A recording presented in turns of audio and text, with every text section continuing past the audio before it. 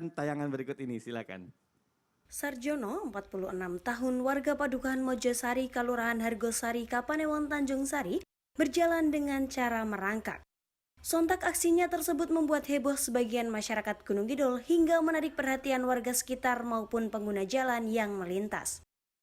Dikawal oleh puluhan orang, ternyata aksi Sarjono dalam rangka memenuhi nazar sebab jago bupati yang ia dukung yakni Sunaryanto dan Heri Susanto menang dalam Pilkada Gunung Kidul. Rencananya, ia akan berjalan merangkak sampai rumah Sunaryanto di Padukuhan Kuarasan, Kelurahan Kedung Keris, Kapanewon, Nglipar. Sarjono start jalan merangkak dari wilayah Hargosari sekitar pukul 6 waktu Indonesia Barat dan akan menempuh jarak sekitar 23 km. Tekad Sarjono melakukan aksi tersebut mendapat dukungan dari warga dengan meneriakkan semangat untuk Sarjono.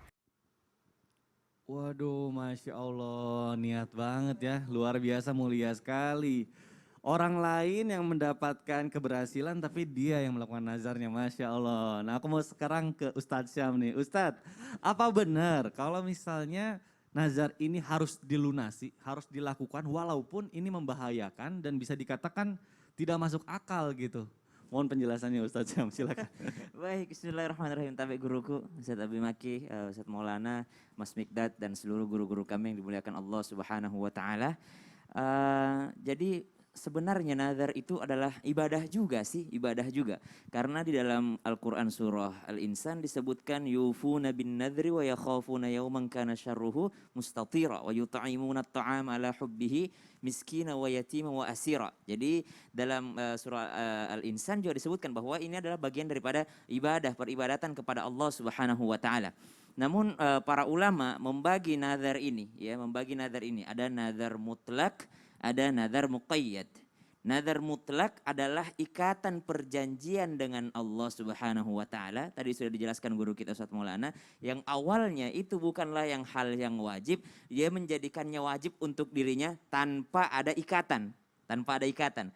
Kalau muqayyad ada ikatannya, ada imbalannya. Ya, mana contohnya? Kalau mutlak itu begini, ya Allah, mulai besok saya akan sholat duha seterusnya sampai segini-segini. Atau misalnya, ya Allah, bulan ini saya pastikan saya bisa sholat tahajud. Saya akan sholat tahajud tiap malam. Berarti dia bernadar. Itu bernadar juga, tapi tanpa ada yang namanya ikatan hadiah. Ya, kalau muqayyad, nah inilah yang disebut dengan tadi orang pelit. Kenapa? Karena dia minta hadiah. Ya Allah, kalau saya lulus masuk universitas yang saya inginkan, saya tidak akan putus-putus puasanya selama 1 bulan penuh. Ya, bukan bulan Ramadan, di luar bulan Ramadan. Karena bulan Ramadan tadi udah wajib. Jadi yang dikatakan ada mutlak, ada muqayyad. Nah, yang dimakruhkan atau sesuatu yang tidak baik tadi, yang dibenci adalah sesuatu yang ketika kita minta sama Allah, kemudian kita mintanya itu dengan ikatan yang namanya imbalan. Karena rugi sebenarnya. Ya, misalnya nih, Mikdad kan ngomong tadi, kalau saya lulus ini, saya mau sholat duha setiap hari, ya kan? Ya, mending sholat duha setiap hari. Kira-kira kalau nggak lulus sholat duha nggak tadi? Karena dia nadar.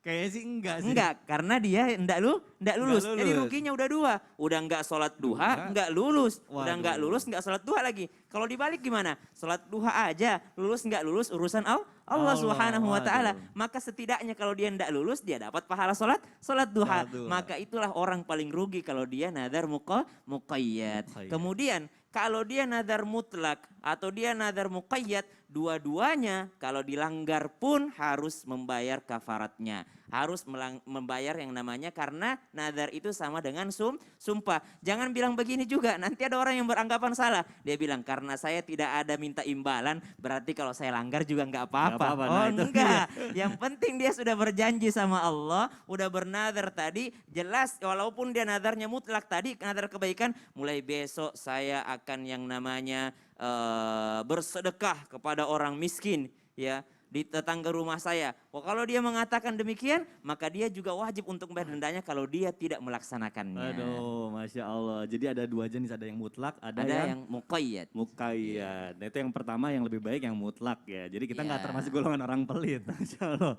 Nah, ini kan tadi banyak banget nazar-nazar yang dilakukan ya cenderung berbahaya gitu, cenderung mengorbankan ya keselamatan. Nah, ini Aku mau nanya nih, boleh nggak sih nazar itu diwakilkan atau digantikan oleh orang lain? Terlebih kalau misalnya orang yang bernazar itu telah meninggal atau malah gugur nazar yang buat dia Ustadz. Mohon penjelasan nih Ustadz Abi Maki gimana nih?